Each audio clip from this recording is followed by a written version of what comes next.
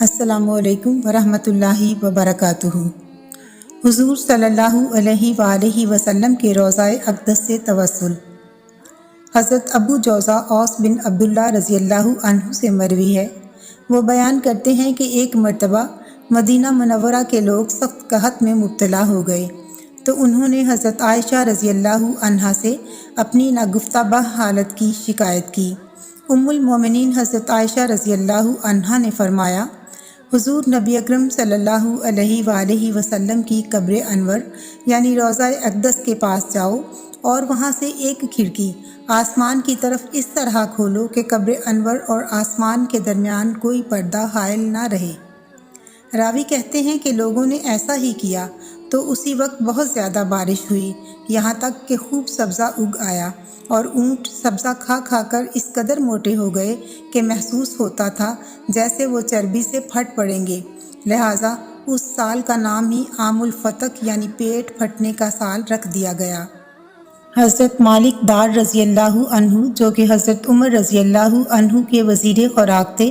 روایت کرتے ہیں کہ حضرت عمر بن خطاب رضی اللہ عنہ کے زمانہ میں لوگ قحط سالی میں مبتلا ہو گئے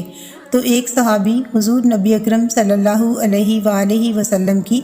قبر اطہر پر حاضر ہوا اور عرض کیا، یا رسول اللہ، آپ اللہ تعالیٰ سے اپنی امت کے لیے سیرابی مانگیں کیونکہ وہ قحط سالی کے باعث ہلاک ہو گئی ہے۔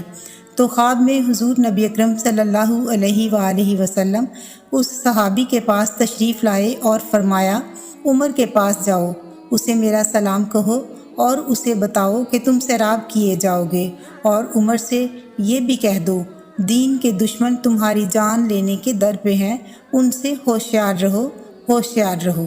پھر وہ صحابی حضرت عمر رضی اللہ عنہ کے پاس آئے اور انہیں خبر دی تو حضرت عمر رضی اللہ عنہ رو پڑے اور فرمایا، اے اللہ، میں کوتاہی نہیں کرتا مگر یہ کہ کسی کام میں عاجز ہو جاؤں۔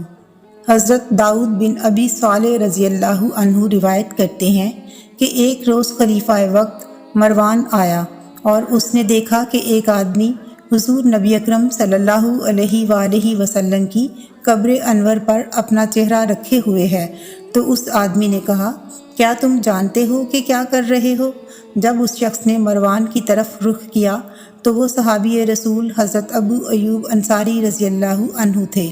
انہوں نے جواب میں فرمایا، ہاں میں جانتا ہوں، میں رسول اللہ صلی اللہ علیہ وآلہ وسلم کی بارگاہ اقدس میں حاضر ہوا ہوں اور کسی پتھر کے پاس نہیں آیا۔ اور ایک روایت میں ہے کہ فرمایا، میں کسی بے حس اور بے جان شے کے پاس نہیں آیا۔ میں نے رسول خدا صلی اللہ علیہ وآلہ وسلم کو یہ بھی فرماتے سنا ہے، دین پر مت رو جب اس کا ولی اس کا اہل ہو، ہاں دین پر اس وقت رو جب اس کا ولی نا اہل ہو۔